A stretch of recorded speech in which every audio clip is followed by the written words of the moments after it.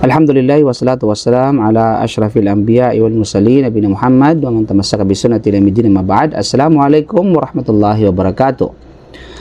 At sa video na ito, tayo po ay magtutugon sa mga katanungan mula sa mga katanungan ng ating kapatid sa pamamagitan ng kanilang komento. Ang tanong na ito ay nanggaling kay Nur Anisa Kwitikwit Shuaib. So shout out kay Sister Nur Anisa ng Pangasinan.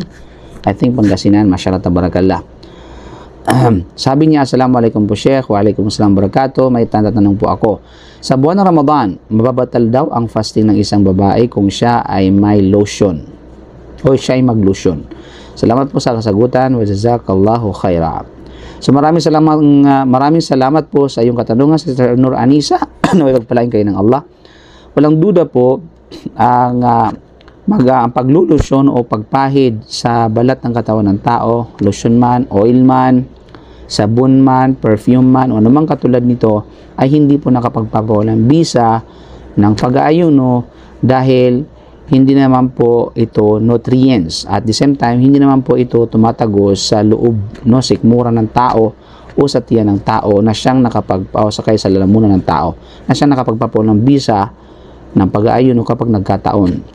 So, ang mga ito ay pinapahid lamang sa surface ng kumbaga skin, ibabaw ng balat ng tao.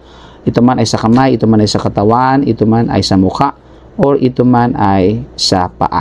Walang problema ang paggamit nito sa mga taong sa mga kapatid natin na nag-aayuno. Maliban na lamang kapag syempre ay kinain niya o kaininom niya talaga o nilaklak niya ang lotion.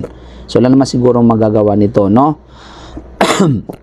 Yun mga kapatid. So, kailangan lamang alamin at aralin ang mga nakapagpapawalang bisa ng pag-aayuno, at kapag napag-aralan mo na ang mga nakapagpapawalang bisa ng pag-aayuno, yung mga hindi namanggit sa nakapagpapawalang bisa ng pag-aayuno ay hindi nakapagpapawalang bisa ng pag-aayuno. Hope you gets po. Okay? So, maraming salamat sa iyong katanungan at na may meron kayo natutunan. Inshallah subhanahu wa ta'ala. Then, kita-kits po tayo sa sunod na mga katanungan pa mula sa mga katanungan ng ating kapatid. Pagpalain nawa kayo ng Allah.